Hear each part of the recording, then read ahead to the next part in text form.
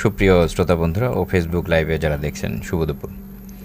সকলকে স্বাগত জানাচ্ছি বাংলাদেশ বেতার গোপালগঞ্জ থেকে স্বাস্থ্য বিষয়ক ফোন ইন অনুষ্ঠান স্বাস্থ্য জীবনে। আপনাদের সঙ্গে রয়েছি আমি ডাক্তার সঞ্জয় বিশ্বাস। আপনারা শুনছেন বাংলাদেশ বেতার গোপালগঞ্জ FM 92.0 মেগাহার্জে।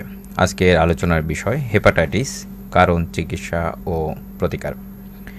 বিশেষজ্ঞ অতিথি হিসেবে আমাদের স্টুডিওতে উপস্থিত আছেন ডাক্তার ফখরুল ইসলাম চৌধুরী, লিভার রোগ বিশেষজ্ঞ, গোপালগঞ্জ মেডিকেল কলেজ হাসপাতাল, গোপালগঞ্জ। আজ আমরা বিশেষজ্ঞ অতিথির সাথে কথা বলবো হেপাটাইটিস, কারণ, চিকিৎসা ও প্রতিকার বিষয়ে। বিশেষজ্ঞ অতিথি ডাক্তার ফখরুল ইসলাম চৌধুরী, স্যার আপনাকে আজকের অনুষ্ঠানে আবারও স্বাগতম। স্যার কেমন আছেন আপনি? জি, আমি ভালো আছি, আপনাকে অনেক ধন্যবাদ। আর বাংলাদেশ বেতার গোপালগঞ্জকে অনেক ধন্যবাদ আজকে আমাকে অনুষ্ঠানে আমন্ত্রণ জানানোর জন্য। শুভেচ্ছা জানাচ্ছি আমার সম্মানিত দর্শকবৃন্দকেও। ধন্যবাদ। আজকে স্যার আমরা একটা যে বিষয়টা নিয়ে আলোচনা করবো হেপাটাইটিস নিয়ে। হেপাটাইটিস আমরা একদম শুরু থেকেই শুনবো যে হেপাটাইটিস আসলে কি, আপনি যেহেতু লিভার রোগ বিশেষজ্ঞ এবং হেপাটাইটিস বিষয়, অতএব এটা একটা আমরা সাধারণ দর্শক বা শ্রোতা হিসেবে এটা বুঝতে পারছি যে লিভারের একটা রোগ।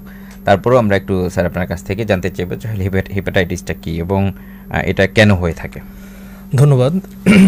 হেপাটাইটিস আসলে আমরা বোঝাচ্ছি যে লিভারের কোনো প্রদাহ, আমরা যেটা লিভার বা যকৃত যেটা বলছি, যকৃতের কোনো প্রদাহকেই আমরা হেপাটাইটিস বলে থাকি। আসলে যকৃতটা কোথায়?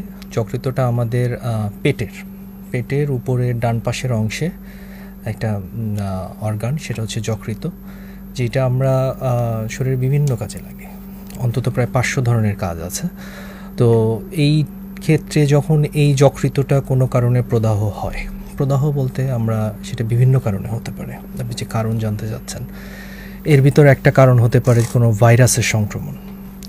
ভাইরাসগুলো সাধারণত আমরা খুব স্বাভাবিকভাবে যেই ভাইরাসগুলো দেখতে পাই, যেই ভাইরাসগুলো শুধুমাত্র লিভারকে আক্রমণ করছে, সেইগুলোকে আমরা বলছি হেপাটাইটিস ভাইরাস। এই ভাইরাসকে আমরা বিভিন্ন নাম দিয়েছি, আবার hepatitis A, hepatitis B, hepatitis C, hepatitis D, hepatitis E। এইসব ভাইরাস দিয়ে যখন লিভারে আক্রমণ করছে আমরা বলছি ভাইরাল হেপাটাইটিস। একই সাথে আবার আরও কিছু ভাইরাস আছে যেটা লিভার ছাড়াও শরীরের অন্য অঙ্গেও আক্রমণ করতে পারে। সেইটা পুরো বডিতে আক্রমণের একটা প্রসেস হিসেবে সে লিভারকে আক্রমণ করতে পারে। উদাহরণস্বরূপ কিছু নন স্পেসিফিক ভাইরাস আছে, আর একটা কমন ভাইরাস আছে যেটা হচ্ছে ডেঙ্গু।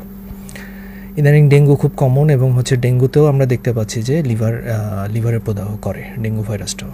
সেই ডেঙ্গুও হেপাটাইটিস করতে পারে। এছাড়া কিছু ব্যাকটেরিয়ার ইনফেকশনও আপনার লিভারের প্রদাহ হতে পারে।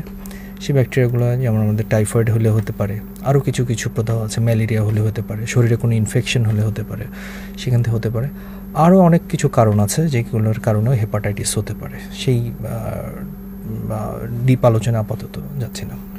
জি, ধন্যবাদ। আমরা এর মধ্যে অনেক কিছুই জানলাম যে আসলে হেপাটাইটিস একটা লিভারের বা যকৃতের রোগ, এবং যকৃতের আপনি যেমন বললেন যে অনেক ধরনের কাজ, এর মধ্যে প্রায় 500 ধরনের যেমন কাজ বলেন, মানে লিভার তো তাহলে অনেক আমাদের শরীরের জন্য 500 ধরনের কাজ করে, মানে তো অনেক ভাইটাল একটা অর্গান আর কি। অতএব এইটাতে যদি ইনফেকশন বা ইনফ্লামেশন হয় তাহলে তো এটা টোটাল শরীরের জন্য নিশ্চয়ই 500 ধরনের কাজ নিশ্চয়ই ক্ষতিগ্রস্ত হবে কোনো না কোনোভাবে। সবগুলো একসাথে না হোক, কোনোটা হয়তো ইম্পেয়ার্ড হচ্ছে। তার মানে এই বিষয়ে আমাদের যারা দর্শক বা শ্রোতা আছে নিশ্চয়ই সাবধান হবে যে আসলে আমাদের এত ভাইটাল একটা অর্গান যাতে আক্রান্ত নয়। আমরা এর মধ্যে একটা ফোন কল নিয়ে নিই। হ্যালো,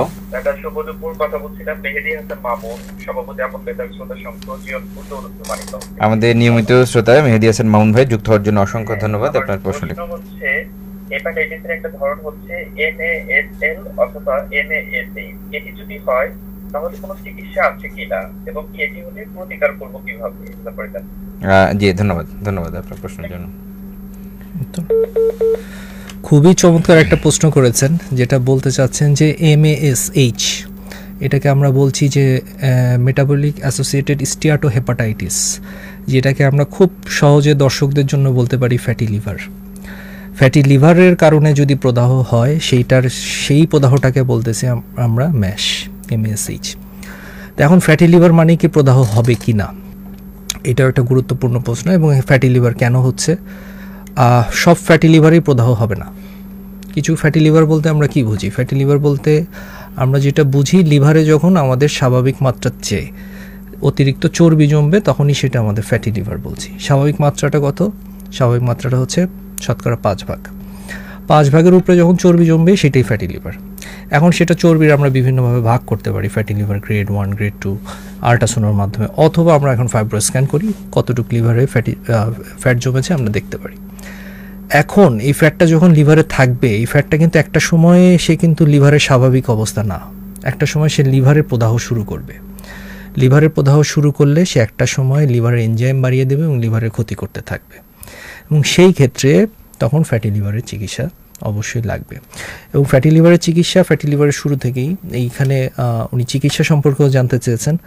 ফ্যাটি লিভার যেন না হয়, এটা হচ্ছে সবচেয়ে বড় আমাদের প্রতিরোধমূলক ব্যবস্থা করতে হবে।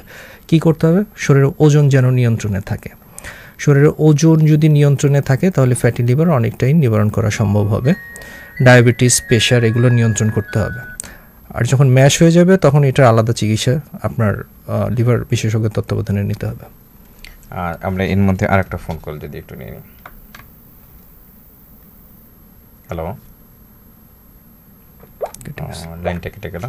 আচ্ছা, তো যেটা বলছিলাম, যখন প্রদাহ হয়ে যাবে তখন প্রদাহ হয়ে যাওয়া কিন্তু যে লিভারের পয়েন্ট বেড়ে গেল, এইটা কিন্তু বা ফ্যাটি লিভারকে অনেকেই কিন্তু আমরা অবহেলা করছি।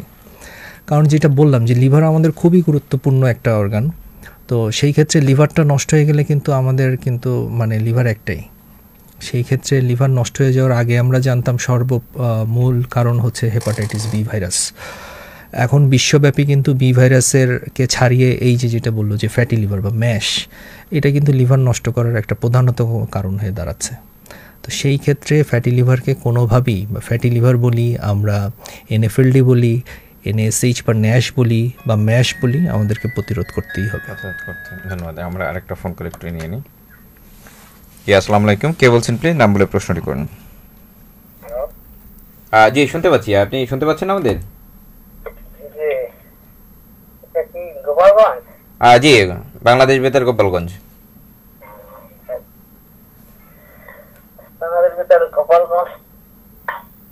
প্রতিদিন গান শোনা দেয়, ফোন দিয়ে যে সময় দেয় এসব তো রিসিভ করে না গান বেশি। আচ্ছা ধন্যবাদ। এটা গানের সময় হয়তো আমাদের আজকে স্বাস্থ্য বিষয়ক ফোন ইন অনুষ্ঠান চলছে, তো যখন গানের সময় হবে তখন হয়তো আবার অনুরোধ করলে ওনারা আপনার পছন্দের গান শোনাবে। জি ধন্যবাদ। আমাদের সাথে খালি বিজি থাকে আর ফোন তো বেশি করে না, অনেকেই কল করে, তো আপনার মতো অনেক শুভাকাঙ্ক্ষী দর্শক শ্রোতা আছে, এই জন্য হয়তো আপনি বিজি পাচ্ছেন আর কি। জি ধন্যবাদ আমাদের সাথে যুক্ত হওয়ার জন্য। তো আমরা যে আলোচনায় ছিলাম, ম্যাশ চিকিৎসার কিছু গুরুত্বপূর্ণ দিকও রয়েছে। যেমন ম্যাশ কিন্তু শুধু লিভারের প্রদাহ কমাবো এটা একটা জিনিস, এবং এটা কোন গ্রেডে আছে আমরা এটা করি। এবং ম্যাশ আমরা আসলে এটা আমরা বলি আসলে হিস্টোলজিক্যাল ডায়াগনোসিস। আমরা লিভার থেকে একটা মাংস নিয়ে বায়োপসি করে তারপর আসলে দেখার যে আসলে এটা আসলে স্টিয়াটোহেপাটাইটিস কিনা। এখন যেহেতু এটা একটা ইনভেসিভ প্রসিডিউর, যে সেই ক্ষেত্রে সবসময় আমরা বায়োপসি করি না। আরেকটা ফোন কল আমরা একটু নিয়ে নিই। হ্যালো, আসসালামু আলাইকুম।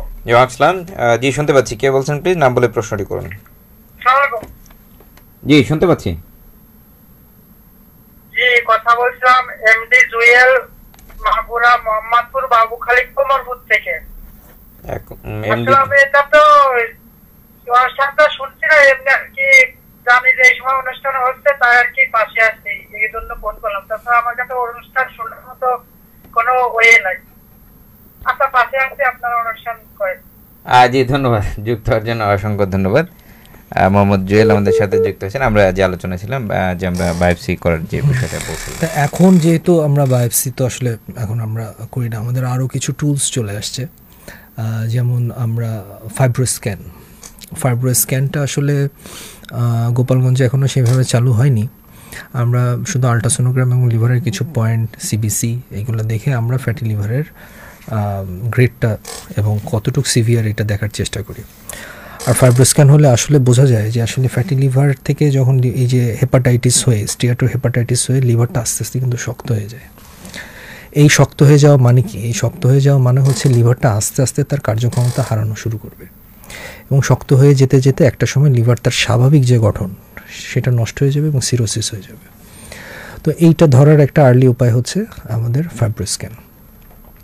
তো আরেকটা জিনিস, ম্যাশ বা ফ্যাটি লিভারের ক্ষেত্রে আমাদেরকে যেমন ওজন কমাতে হবে, তেমনি একইভাবে ডায়াবেটিস রোগীরা খুব বেশি সতর্ক থাকতে হবে, কারণ ডায়াবেটিস রোগীদের ভিতরে এই ফ্যাটি লিভার বা ম্যাশের প্রবণতা খুবই বেশি, সেটা প্রায় 60-70% পর্যন্ত হতে পারে। উচ্চ রক্তচাপে যারা ভুগছেন বা লিভারের না শুধু না, যাদের রক্তে চর্বি বেশি রয়েছে তাদেরও এই ক্ষেত্রে সচেতন হওয়া উচিত। এবং একটা কথা আমি আবারও বলবো, ফ্যাটি লিভার আগামী দিনে সবচেয়ে বড় বার্ডেন রোগ হিসেবে শুধু বাংলাদেশে না পুরো বিশ্বেই আবির্ভূত হতে যাচ্ছে। জি ধন্যবাদ, অনেক সুন্দর আলোচনা এবং অনেকগুলো বিষয় জানলাম। এবং ফ্যাটি লিভারটাকে হয়তো মানে অতটা গুরুত্ব দেওয়া হয় না, যে ওভার টাইম ধীরে ধীরে হয়তো ফ্যাটি লিভার ডেভেলপ করে। মানে দেখা যায় যে রোগীরা সাধারণত আসে কোথাও ব্যথা হলে সাথে সাথে হয়তো হাসপাতালে চলে আসে, বা কোনো একটা জ্বর হলো তখন চলে আসলো, কিন্তু যখন দেখা যায় যে ধীরে ধীরে হচ্ছে কোনো একটা বিষয়, তখন কিন্তু আসলে ক্রনিক অবস্থা আমরা অত পাত্তা দেই না, বা এমন সময় দিই তখন হয়তো অনেক দেরি হয়েছে। আমরা আরেকটা ফোন করেছি, দেখে নিই।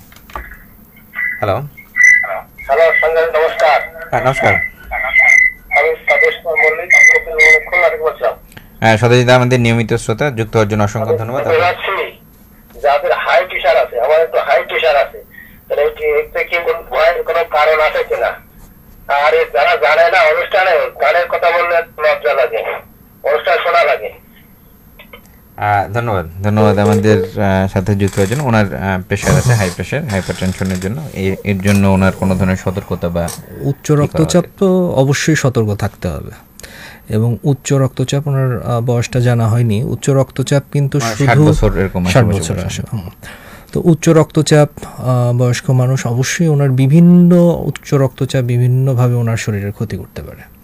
প্রেশার নিয়ন্ত্রণে না থাকলে কয়েকটা জায়গায়, বিশেষ করে আমরা যদি চিন্তা করি, যে কোনো সময় কিন্তু স্ট্রোক হতে পারে, যে কোনো সময় কিন্তু আমাদের হার্টের যেটা problem, heart related problem, even কি আমরা হার্ট অ্যাটাকের রোগীও পাই।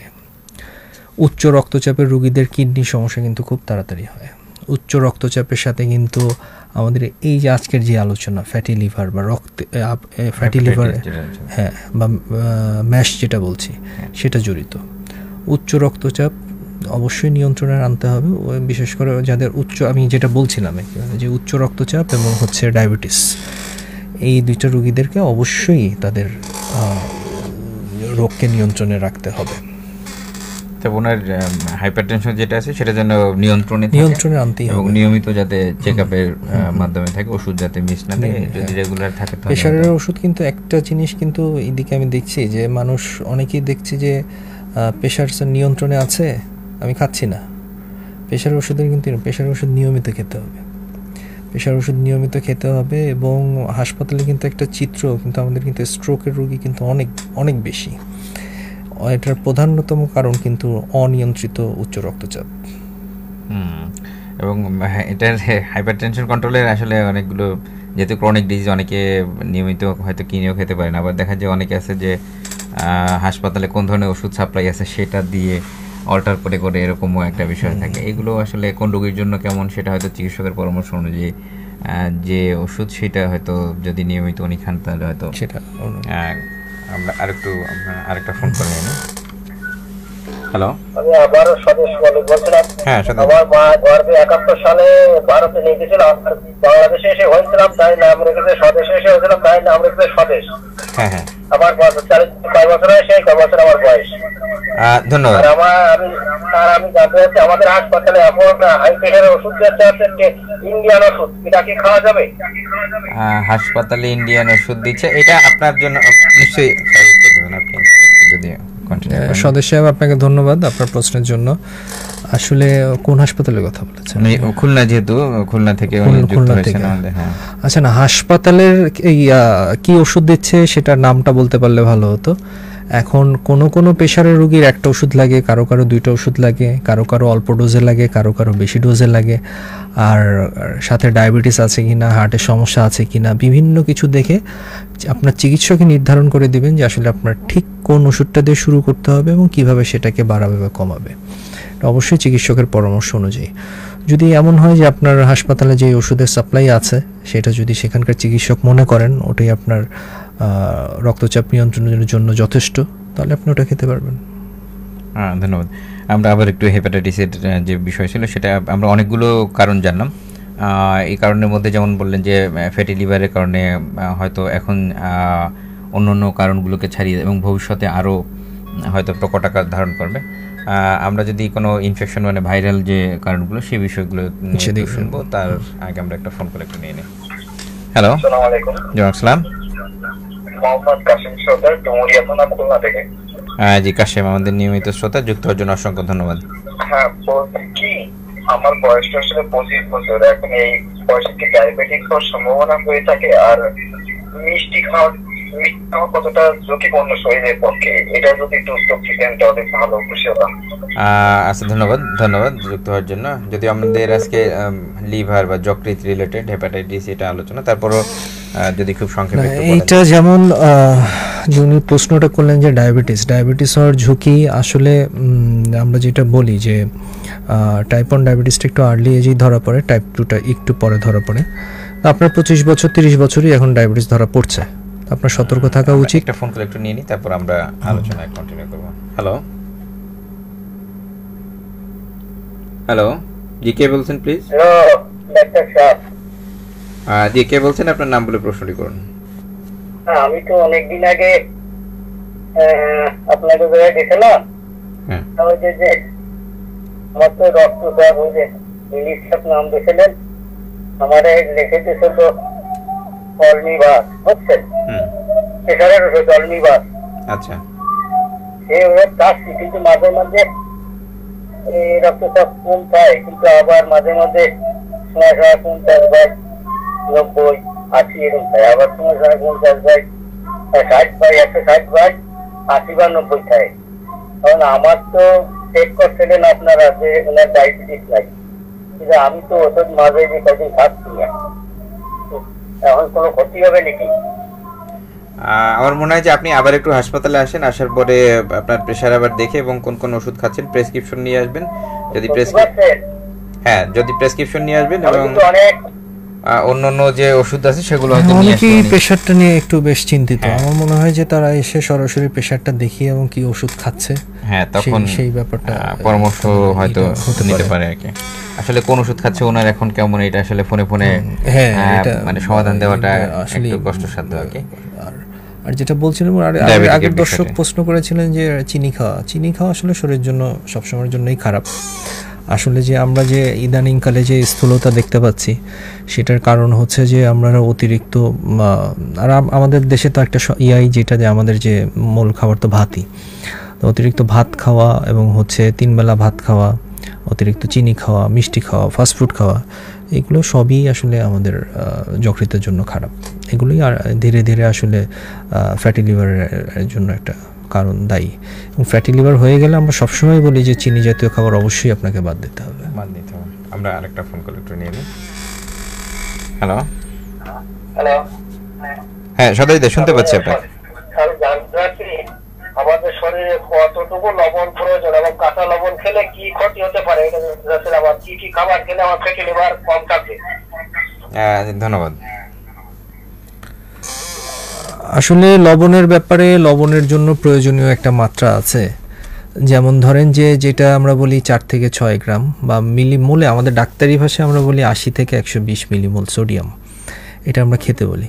এখন কিছু কিছু রোগের ক্ষেত্রে আমরা আসলে পাতে যে আলগা লবণ, সেটা একেবারে বলি যে একেবারে খাবেনই না, কোনোভাবেই খাবেন না। যেমন আমাদের ক্ষেত্রে, লিভারের ক্ষেত্রে যাদের লিভার সিরোসিস হয়ে যায়, সেই সব রোগীদের কিন্তু পাতে আলগা লবণ খাওয়া একেবারেই নিষেধ। আবার যেমন দেখেন উচ্চ রক্তচাপ নিয়ে কথা হচ্ছে, উচ্চ রক্তচাপে শুধু যদি আলগা লবণটা বাদ দেওয়া সম্ভব হয়, তাহলে প্রায় 10 মিলিমিটার অফ মার্কারি প্রেশার কিন্তু এই লবণ কমিয়েই কিন্তু এটা কমানো সম্ভব। তো যাদের প্রেশার আছে, যাদের সিরোসিস আছে, তারা আলগা লবণ খাবেন না, এটা একটা গুরুত্বপূর্ণ বিষয়। এবং লিভার ভালো রাখতে হলে যে আমরা লিভারের রোগীদের জন্য যে পরামর্শগুলো দেই, সেটা লিভার ভালো রাখার জন্য একই। এবং হচ্ছে ডায়াবেটিস রোগীরা যেইভাবে তাদের জীবনযাত্রা নিয়ন্ত্রণ করে, প্রতিদিন 30 মিনিট ঘাম ঝরিয়ে হাঁটা, তারপরে হচ্ছে যে যেটা হচ্ছে 2 বেলা রুটি, 1 বেলা ভাত খাওয়া, ফলমূল শাকসবজি বেশি খাওয়া, বাইরের ফাস্টফুড না খাওয়া, মিষ্টি জাতীয় খাবার না খাওয়া, চর্বি জাতীয় খাবার কম খাওয়া বা চর্বি জাতীয় খাবার না খাওয়া, সেই ক্ষেত্রে আমরা যদি আমরা বলি যে যেটা হাঁসের মাংস, খাসির মাংস, গরুর মাংস, এইসব মাংসের চর্বিটা বেশি থাকে। সেই দিক দিয়ে আবার মুরগির মাংস বা মাছ খাওয়াটা আবার সেফ। গুরুত্বপূর্ণ আলোচনা চলছে। আমরা আজকে কথা বলছি হেপাটাইটিস কারণ, চিকিৎসা ও প্রতিকার বিষয়। হেপাটাইটিসের অনেকগুলো কারণের মধ্যে আমরা ফ্যাটি লিভার নিয়ে বেশ প্রশ্ন আসলো এবং আলোচনা চলছে। সাথে আমি একটু জানতে চাইব যে অন্যান্য ভাইরাস যেমন বি ভাইরাস নিয়ে আসলে অনেকের বেশ পরিমাণ কনসার্ন থাকে এবং অনেকে দেখা যায় যে বিশেষ করে বিদেশগামী হলে দেখা যায় যে এমনি হয়তো পরীক্ষা করা হয় না, বিদেশ যাওয়ার জন্য স্ক্রিনিং করতে গেছে, হঠাৎ করে দেখা গেলো তার বি ভাইরাস হলো। তখন দেখা যায় যে পরবর্তীতে হেপাটাইটিস হবে কিনা এবং এটা দিয়ে পরবর্তীতে আরও ঝামেলায় পড়বে কিনা, এটা নিয়ে আসলে অনেকে বেশ পরিমাণ একটু চিন্তিতও থাকে। তো অন্য অনেকগুলো আমরা কারণ শুনলাম, বর্তমান ডেঙ্গু সেটার জন্য যেমন হচ্ছে অনেকগুলো কারণ আছে। তো আমরা আসলে বি ভাইরাস সম্পর্কিত হেপাটাইটিস বা এই ধরনের বিষয়গুলো যদি আমরা একটু, এটা তো খুবই গুরুত্বপূর্ণ একটা টপিক। আমাদের দেশে হেপাটাইটিস বি ভাইরাসই আমাদের হচ্ছে লিভার নষ্ট হওয়ার বা লিভার সিরোসিস, লিভার ক্যান্সার সব কিছুরই মূল কারণ হচ্ছে হেপাটাইটিস বি। এবং হেপাটাইটিস বি যে অল্প সংখ্যক কিছু মানুষের আছে তা না, আমাদের দেশে শতকরা প্রায় 5% মানুষ, মানে প্রতি 20 জনে একজনের সক্রিয়ভাবে হেপাটাইটিস বি ভাইরাস আছে, যাদেরকে আমরা HbSAg পজিটিভ বলছি। সক্রিয় হেপাটাইটিস বি ভাইরাস যে শুধু মানে লিভার, অনেকের ক্ষেত্রেই দেখা যায় যে এটা মানে অনেকেই অবহেলা করেন বি ভাইরাসটাকে। অবহেলা করে কারণ স্যার আমি তো জানি অনেক বছর ধরে আমার বি ভাইরাস আছে, আমার তো কোনো ক্ষতি হচ্ছে না। কিন্তু এটা যে কার কখন ক্ষতি হয়ে যাচ্ছে, কারণ একবার যদি তারা আমাদের হাসপাতালের লিভার ডিপার্টমেন্টে বা আমাদের বাংলাদেশ মেডিকেল বিশ্ববিদ্যালয়ের লিভার ডিপার্টমেন্টে যায়, তারা কিন্তু দেখতে পারবে যে আসলে লিভার নষ্ট হওয়ার মূল কারণ কিন্তু আমাদের দেশে এখনও বি ভাইরাস। বি ভাইরাসটা আস্তে আস্তে লিভারটাকে নষ্ট করে ফেলে, লিভারের ক্ষতি করে, লিভারের কার্যক্ষমতা নষ্ট করে দেয়। একটা সময় রোগীর যখন সিরোসিস হয়ে যায় লিভার, তখন পেটে পানি চলে আসে, তখন রোগীর রক্ত বমি হয়, তখন রোগীর জ্ঞানের মাত্রা কমে যায়, তখন চোখ হলুদ হয়ে যায়, এমনকি তার লিভার ক্যান্সার হয়ে পেটের ডান পাশে উপরের পাশে ব্যথাও করে। এমন অবস্থা চলে আসে যখন কিছু কিছু রোগীর আর কিছু করারই থাকে না, আবার কিছু কিছু রোগীর লিভার ট্রান্সপ্ল্যান্ট ছাড়া আর উপায় থাকে না। এবং আমরা যদি একটা ফোন কল একটু নিয়ে নিই। হ্যালো, জি আসসালামু আলাইকুম। জি জি জি বলুন। জি শুনতে পাচ্ছি। হ্যালো, জি শুনতে পাচ্ছি। কে বলছেন প্লিজ আপনার নাম বলে প্রশ্নটি করুন। ইভা ফারজান বলছি গোপালগঞ্জ থেকে। জি জি, ফ্যাটি লিভারটা কি আসলে তেল বা চর্বি জাতীয় খাবার খাওয়ার কারণে হয় না?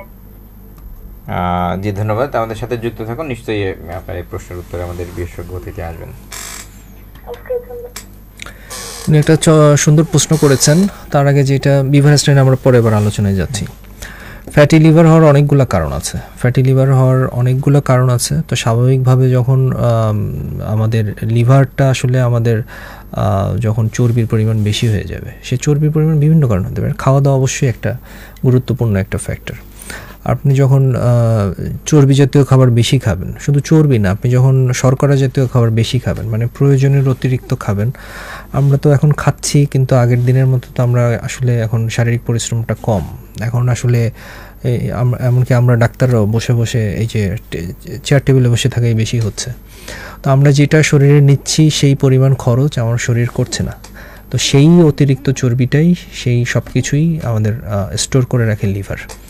সেই লিভারেই ওটা আস্তে আস্তে জমতে থাকে এবং জমতে জমতে সে একসময় লিভারের প্রদাহ করে, লিভারটা ক্ষতি করা শুরু করে। তো অবশ্যই তেল চর্বি জাতীয় খাবার খাওয়া কমাতে হবে ফ্যাটি লিভার প্রতিরোধে। ধন্যবাদ, আশা করি আপনার সুনির্দিষ্ট উত্তর পেয়েছেন। আমরা আগের যে আলোচনাটাতে ছিলাম হেপাটাইটিস বি, হেপাটাইটিস, এখন যেটা বলছিলাম যে আমরা আরেকটা ফোন কল একটু নিয়ে নিই। হ্যালো, আমি জানতে চাচ্ছি হ্যাঁ, এই ফ্যাটি লিভার কি একবার সেরে গেলে আবার হওয়ার সম্ভাবনা আছে কিনা? আর যারা একদম নিরামিষ খায়, মাছ মাংস পেঁয়াজ রসুন কিছু খায় না, তাদের জন্য কি খাওয়ার প্রয়োজন আছে ফ্যাটি লিভার কমানোর জন্য? ধন্যবাদ ধন্যবাদ। আচ্ছা, দুইটা প্রশ্ন। একটা প্রশ্ন হচ্ছে যে ফ্যাটি লিভার একবার সেরে গেলে আবার হয় কিনা। হ্যাঁ, ফ্যাটি লিভার তো আবার হতেই পারে, ফ্যাটি লিভার আপনি ধরেন ফ্যাটি লিভার, লিভারে চর্বি জমেছিল, আপনি ডাক্তারের পরামর্শ অনুযায়ী চলেছেন, আপনার ওজন কমিয়েছেন, আপনার ডায়াবেটিস প্রেশার কন্ট্রোলে এনেছেন, আপনি শারীরিক পরিশ্রম করেছেন, প্রতিদিন 30 মিনিট হেঁটেছেন, আস্তে আস্তে এই লিভারের চর্বিটা কমা শুরু হতে পারে, একটা সময় ফ্যাটি লিভার কমে যেতে পারে। আবারও যদি একই প্রসেস শুরু হয় শরীরে, যদি আবারও চর্বি জমতে থাকে, তাহলে তো আবারও লিভারে চর্বি জমলে আবারও ফ্যাটি লিভার হবে। তো এটা একবার চলে গেলে আর হবে না এমন তো কোনো কথা নেই। আরেকটা জিনিস হচ্ছে যে প্রশ্ন করলেন যে এই যে ফ্যাটি লিভার কমানোর জন্য কি জাতীয়, নিরামিষ যারা খায়, হ্যাঁ নিরামিষ যারা খান তাদেরও ফ্যাটি লিভার হবে না এমন কোনো কথা নেই। কারণ ফ্যাটি লিভার বরং আমিষের চেয়ে বরং শর্করাটাই বেশি দায়ী। যেটা অতিরিক্ত ভাত খাওয়া বা যেটা প্রথমে বললাম যে মূল কিন্তু যাদের ডায়াবেটিস রোগীদের ফ্যাটি লিভার বেশি হয়, উচ্চ রক্তচাপের রোগীদের ফ্যাটি লিভার বেশি হয়, তো হতে পারে। এবং তাদের ক্ষেত্রেও পরামর্শগুলো একই থাকবে যে কীভাবে ফ্যাটি লিভার কমাবেন। এটার ক্ষেত্রে আমরা সবসময় যেটা বলি যেটা শারীরিক পরিশ্রম, এবং এর ভিতর সবচেয়ে ভালো উপায় হলো যে আসলে প্রতিদিন 30 মিনিট হাঁটা, যেটা শহরে। আর গ্রামের এদিকে কিন্তু আরও বেশ কিছু আছে, যেমন সাইকেল চালানো, মেয়েদের জন্য দড়ি লাফানো, তারপর সাঁতার কাটা, এগুলো খুবই চমৎকার। সব কিছু যদি এগুলো নিয়মিত করা যায় আসলে কিন্তু ফ্যাটি লিভারটা আশা করা যায় যে নিয়ন্ত্রণে চলে আসবে। হ্যাঁ জি, ধন্যবাদ। আমরা আবার হেপাটাইটিস বি ভাইরাসের একটু আলোচনা আমরা যেটা বলছিলাম যে আমাদের দেশে সক্রিয় হেপাটাইটিস বি ভাইরাস আছে কিন্তু 1 কোটি মানুষের উপরে, এবং এই বি ভাইরাস কিন্তু বিভিন্ন ধাপে থাকতে পারে। শুধুমাত্র আমরা কিছু বলি যে যেটা যে বি ভাইরাস কারো ক্ষেত্রে নেগেটিভ হয়ে যেতে পারে, কিন্তু এইটাই কিন্তু একমাত্র অনেক এইখানে একটু বলে নেই যে অনেক রোগী চায় যে তার বি ভাইরাসটা নেগেটিভ হয়ে যাক। এখন বি ভাইরাসটা নেগেটিভ হয়ে যাওয়ার চেয়ে বড় কিন্তু আমাদের ফোকাসটা থাকা উচিত যে বি ভাইরাসটা যেন তার লিভারটা নষ্ট করে না দিতে পারে।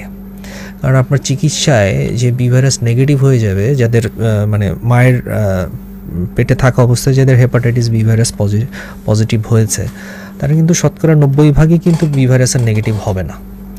5 থেকে 10% রোগীর ক্ষেত্রে এটা নেগেটিভ হয়ে যাবে, কিন্তু বাকি যারা নেগেটিভ হবে না, যে না আমার তো নেগেটিভ হয় না, এই হতাশায় থাকলে হবে না। তাদেরকে চিকিৎসায় থাকতে হবে বা ডাক্তারের পরামর্শ অনুযায়ী চলতে হবে। ধন্যবাদ। কারো ক্ষেত্রে যদি হেপাটাইটিস হয়, ওনারা আসলে কোন ধরনের লক্ষণ নিয়ে আসলে আমাদের কাছে আসে, এবং পরবর্তীতে আসলে ওনাদের কোন ধরনের চিকিৎসার জন্য আমরা কোন ধরনের পরীক্ষা নিরীক্ষা করে থাকি? আচ্ছা, হেপাটাইটিস তো আসলে আমরা দুইটা ভাগেই যদি আমরা ভাগ করি, একটা হচ্ছে অ্যাকিউট, মানে একেবারে সম্প্রতি ভাইরাসটা ঢুকেছে, সেটার কিছু লক্ষণ আমাদের প্রকাশ পাবে। সেক্ষেত্রে বি ভাইরাস দিয়ে অ্যাকিউট হতে পারে অন্যান্য ভাইরাস, যেমন আমরা স্বাভাবিকভাবে দেখি যে এটা যে রোগীরা আমাদের কাছে জন্ডিস বা চোখ এবং প্রস্রাব হলুদ নিয়ে আসছে, এসব ক্ষেত্রে মূল কারণ কিন্তু এই যে হেপাটাইটিস ভাইরাসগুলোই। এবং অ্যাকিউটগুলো করে যেমন সবসময় এই ARE দিয়ে হবে এমনও না, কিছু ক্ষেত্রে বি ভাইরাস দিয়েও হতে পারে। তবে এই ক্ষেত্রে লক্ষণীয় যে আমরা কারণটা খুঁজি, কোন ভাইরাসটা দিয়ে তার জন্ডিস হয়েছে, জন্ডিসের মাত্রা কতটুক, এবং লিভারটা কি খুব বেশি পরিমাণ রিস্কের ভিতরে আছে কিনা, যে সাথে আমরা বলি অ্যাকিউট লিভার ফেইলিয়ার, এরকম স্টেজের দিকে যাচ্ছে কিনা, এবং রোগীর কন্ডিশন কীরকম। তো এগুলোর উপর ভিত্তি করে আমরা চিকিৎসা দিয়ে থাকি। এবং এইটাই বললাম যে প্রদাহ হলে মূলত সে জন্ডিস, এবং জন্ডিস শুরুর আগে দেখা যাবে যে রোগীর প্রথম কয়েকদিন জ্বর হবে, গা ম্যাচ করবে, এরকম কিছু সমস্যা, বমি হবে বা বমি ভাব হবে, এইরকম কিছু লক্ষণ নিয়ে রোগীরা আমাদের কাছে আসবে, এবং তারপর তারা চোখ হলুদ হবে, প্রস্রাব হলুদ হয়ে যাবে, হ্যাঁ, এরকম অ্যাকিউট হেপাটাইটিস। তবে অ্যাকিউট হেপাটাইটিসের জটিলতা না হলে কিন্তু রোগীরা এইটা থেকে সম্পূর্ণভাবে সুস্থ হয়ে যায়। আর একটা হচ্ছে যেটা ক্রনিক হেপাটাইটিস, সেইটা হচ্ছে যে আসলে বলতে গেলে সাইলেন্ট কিলার। আর সে রুগী আসলে কিছুই জানবে না, তারা অনেক দিন ধরে হেপাটাইটিস বি ভাইরাস আছে বা হেপাটাইটিস সি ভাইরাস আছে, বা অনেক দিন ধরে এইভাবে লিভারের সে ক্ষতি করে যাচ্ছে, সে কোনো লক্ষণ প্রকাশ করবে না। হয়তো একটু গা ম্যাচ করা, একটু দুর্বল লাগে, এটা হতে পারে, নাও হতে পারে। এটা হতে একটা সময় যখন লিভারটা নষ্ট হয়ে লিভার সিরোসিস হয়ে যাবে, তখনও সে বুঝবে না। এইটা একটা জিনিস, লিভার সিরোসিস হয়ে আমরা আবার সিরোসিসকেও প্রথম পর্যায়টা সে একেবারে চুপচাপ, সে কোনো মানে রোগীর লক্ষণ ছাড়াই বছরের পর বছর থেকে থাকবে। একেবারে যখন আমরা বলি এটাকে ডিকম্পেনসেটেড সিরোসিস, মানে লিভার একেবারেই যখন কাজ করা বন্ধ করে, তখন পেটে পানি চলে আসবে, অন্যান্য লক্ষণ নিয়ে আসবে। তখন হয়তো সে ডাক্তারের কাছে আসে। আমরা আরেকটা ফোন করে একটু নিয়ে নিই। হ্যালো, আমি স্বদেশ কুমার মল্লিক। হ্যাঁ সাথে জানতে চাচ্ছি ভাইরাসের অগ্রিম কোন টিকা আবিষ্কার হয়েছে কিনা, এমন বন্ধ হতে পারে এমন কিছু আছে কিনা? জি ধন্যবাদ। খুবই চমৎকার একটা প্রশ্ন। হেপাটাইটিস বি ভাইরাসের টিকা আছে এবং খুব কার্যকরী টিকা আছে, এবং এইটা আমাদের বেশ কয়েক বছর ধরেই, প্রায় 20 বছর হয়ে গেছে, যে এখন যে ইপিআই শিডিউল যেটা আছে সেটার ভিতরেই বি ভাইরাসের ভ্যাকসিন এখন সংযুক্ত করা হয়েছে 2003 সালে। হ্যাঁ, এরপরে পরবর্তীতে যেটা হচ্ছে যে নতুন প্রজন্মের আমাদের যেই শিশুরা বা এখন তরুণরা যে বড় হয়ে উঠছে, তাদের অধিকাংশই কিন্তু আসলে হেপাটাইটিস বি ভাইরাসের ভ্যাকসিন পেয়ে গেছে। এখন তাদের ভিতরে বি ভাইরাস সংক্রমণের হারটা ভবিষ্যতে ইনশাল্লাহ কমে যাবে, এটাই আমরা আশা করি। আর যারা এখনও যারা টিকা নেননি, প্রত্যেকেরই উচিত ভাইরাসটা আছে কিনা শরীরে এটা দেখে বি ভাইরাসের টিকা নিয়ে নেওয়া, কারণ এটা খুবই কার্যকরী এবং আসলেই সে বি ভাইরাস প্রতিরোধে সক্ষম। ধন্যবাদ। আর যদি বি ভাইরাসের জন্য যেমন আমরা অনেকেই ইনসিডেন্টালি হয়তো, ওই যে আপনি যেমন বললেন যে সাইলেন্ট কিলার, অনেক দিন ধরে আছে জানে না, এবং প্রথম পর্যায়ে যদি সিরোসিসের তাও হয়তো সে বুঝতে পারছে না বা জানছে না, সেক্ষেত্রে আসলে আমাদের কোনো স্ক্রিনিংয়ে বা রেগুলার বেসিসে বা কি করা উচিত, মানে আমাদের জনসাধারণের যে হেপাটাইটিস হলো কিনা এটার জন্য কি করতে পারে? একটা টেস্ট, শুধুমাত্র একটা টেস্ট, এবং এটা আমাদের সরকারি হাসপাতালে খুবই সুলভে করা হয়। আমাদের প্রত্যেকের উচিত হেপাটাইটিস বি ভাইরাসের যে সারফেস অ্যান্টিজেন আমরা দেখি HBsAg, এই পরীক্ষাটা সবারই করে ফেলানো। এইটা নেগেটিভ থাকলে তো আপনার ভাইরাসটা আসলে নাই, সক্রিয়ভাবে নাই, আর এটা পজিটিভ থাকলে তারপরে আমরা পরীক্ষা নিরীক্ষা, সে কি সক্রিয় আছে, সে কি কতটুকু সক্রিয় আছে, সে কি আসলে লিভারের ক্ষতি করছে, নাকি একেবারে শুধু পজিটিভ নিষ্ক্রিয় হয়ে শরীরে আছে, নাকি সে লিভারের একটা বড় মাত্রায় ক্ষতি করে ফেলছে, এই সবগুলোই আমরা দেখতে পারবো। কিন্তু আমাদের দর্শকদের উদ্দেশ্যে একটাই কথা, প্রত্যেকেই আপনারা HBsAg এই পরীক্ষাটা করে ফেলবেন। ধন্যবাদ। সুপ্রিয় শ্রোতা বন্ধুরা এবং ফেসবুক লাইভে যারা দেখছেন, এ পর্যায়ে আমি জানিয়ে দেব আমাদের ইউনিসেফের আর্থিক সহায়তায় টাইফয়েড ভ্যাকসিনেশন ক্যাম্পেইন 2025 এর যে ফোন ইন অনুষ্ঠান ছিল তৃতীয় পর্বে, তার কুইজ বিজয়ীর নাম আমি বলে দিচ্ছি। ওই দিন আমাদের প্রশ্ন ছিল যে কোন বয়সীদের টাইফয়েড বর্তমানে ভ্যাকসিন দেওয়া হচ্ছে। উত্তর ছিল 9 মাস থেকে 15 বছর বয়সীদের টাইফয়েড ভ্যাকসিন দেওয়া হচ্ছে। ভাগ্যবান বিজয়ী হচ্ছেন আলিয়া আফরোজ, গ্রাম এরেন্দা, ডাকঘর গোয়ালদহ বাজার, উপজেলা মনিরামপুর, জেলা যশোর। আলিয়া আফরোজ, বাংলাদেশ বেতার গোপালগঞ্জের পক্ষ থেকে আপনাকে অভিনন্দন। খুব শীঘ্রই আপনার ঠিকানায় বাংলাদেশ বেতার গোপালগঞ্জের পক্ষ থেকে পৌঁছে যাবে আকর্ষণীয় পুরস্কার। আমাদের সাথে যুক্ত থাকার জন্য অসংখ্য ধন্যবাদ। এ পর্যায়ে আমরা আবার একটু আলোচনায় থাকব। আমরা সময়ের একেবারে শেষের দিকে, হেপাটাইটিস আমরা একেবারে যেহেতু শেষের দিকে, আমাদের দর্শক এবং শ্রোতা যারা আছে এনাদের উদ্দেশ্যে স্যার যদি কিছু বলতে চান যে আমাদের হেপাটাইটিস যাতে না হয় এই জন্য জীবনযাত্রায় কোন ধরনের আমাদের কোন কোন বিষয়গুলো মেনে চলা উচিত, এবং যাতে না হয় এই বিষয়ে সার্বিক যদি কোনো পরামর্শ দিতে চান। হ্যাঁ, একটা জিনিস হলো ফ্যাটি লিভারের ক্ষেত্রে তো করণীয়গুলো বললাম, যে এইটা হচ্ছে জীবনযাত্রা, এবং হচ্ছে জীবনটা স্ট্রেস ফ্রি রাখতে হবে, পরিমিত ঘুম রাখতে হবে, এবং হচ্ছে পরিমিত শরীরচর্চা বা যেটা আমাদের নিয়মিত হাঁটা সেটা করতে হবে লিভার ভালো রাখার জন্য। খাদ্যাভ্যাসটা যেন আমাদের ঠিক থাকে, অতিরিক্ত স্থূলতায় আমরা যেন না ভুগি। আর হেপাটাইটিস প্রতিরোধের জন্য আমাদের আসলে প্রত্যেকেরই উচিত একটা, আমাদের আসলে এটা দর্শকদের উদ্দেশ্যে এবং আমাদের মনে হয় যে একটা বড় বড় প্রোগ্রাম নেওয়া উচিত, যে HBsAg স্ক্রিনিং প্রোগ্রাম সচেতনতা সৃষ্টির জন্য। এইটা যাদের নেই তারা বি ভাইরাস নেগেটিভ, এবং যাদের আছে তাদের অবশ্যই কিন্তু কিছু পরীক্ষা নিরীক্ষার ভিতর দিয়ে যে যার ওষুধ লাগবে তার ওষুধ লাগবে, এবং যার ওষুধ লাগবে না, অনেকে বলি যে HBsAg ক্যারিয়ার, শুধু সক্রিয়ভাবে ভাইরাসটা নেই, তাদেরকে বলা হয় তারা আমাদের 3 মাস বা 6 মাস পরে আপনার চিকিৎসকের সাথে দেখা করবেন। অনেকেই এইটার ক্ষেত্রে উদাসীনতায় ভুগে এবং পরবর্তীতে দেখা যায় তারা লিভারের একটা চাকা মানে ক্যান্সার বা লিভার সিরোসিস নিয়ে উপস্থিত হচ্ছে। তো সেই ক্ষেত্রে অবশ্যই আপনার বিভারেজটাকে গুরুত্ব দিবেন, এটাই পরামর্শ। এবং আরেকটা জিনিস যেটা আসলে বলতেই হবে, যেমন অনেক সময় দেখা যায় যে আমরা জন্ডিস আক্রান্ত হচ্ছি, চোখ হলুদ হয়ে যাচ্ছে, এই প্রস্রাব হলুদ হচ্ছে, আমরা কিন্তু তখন কিন্তু আসলে বেশ কিছু হার্বাল মেডিসিন বা হচ্ছে মানে ওঝা দিয়ে ঝাড়ানো এইসবে করছি। এইগুলো করে কিন্তু আসলে যেই জন্ডিসটা এমনি ঠিক হয়ে যেত সেইটাকে আমরা আরও জটিল বানিয়ে ফেলছি, এবং অ্যাকিউট লিভার ফেলিওর হলে আমরা অনেক মানুষের জীবনটা কিন্তু হারাচ্ছি। এসব ক্ষেত্রে এইসব অপচিকিৎসায় কোনোভাবেই যেন আপনারা এইসবের দিকে না ঝুঁকবেন, এটাই হচ্ছে দর্শকদের প্রতি আমার অনুরোধ। ধন্যবাদ। আমরা সময়ের একেবারে শেষের দিকে, তারপর আমাদের ফেসবুক লাইভে যারা যুক্ত হয়েছেন, আমি খুব অল্প সময় একটু বলেছি, মেহেদি হাসান মামুন আমাদের সাথে যুক্ত হয়েছেন, ইসমাইল হোসেন যুক্ত হয়েছিলেন, সমীর অধিকারী, কাশেম সর্দার, নিপা গাইন, ওহাব প্রধান, সম্রাট, শিমুল মিয়া সহ আরও অনেকে আমাদের সাথে যুক্ত হয়েছেন। এতটা সময় আমাদের সাথে যুক্ত থাকার জন্য অসংখ্য ধন্যবাদ। আমরা আজকে আলোচনা করলাম হেপাটাইটিস কারণ, চিকিৎসা ও প্রতিকার বিষয়ে। সকলে ভালো থাকুন, সুস্থ থাকুন। বাংলাদেশ বেতার গোপালগঞ্জের পক্ষ থেকে ভালোবাসা জানিয়ে বিদায় নিচ্ছি। ধন্যবাদ। শ্রোতা, এতক্ষণ স্বাস্থ্য বিষয়ক ফোন ইন অনুষ্ঠান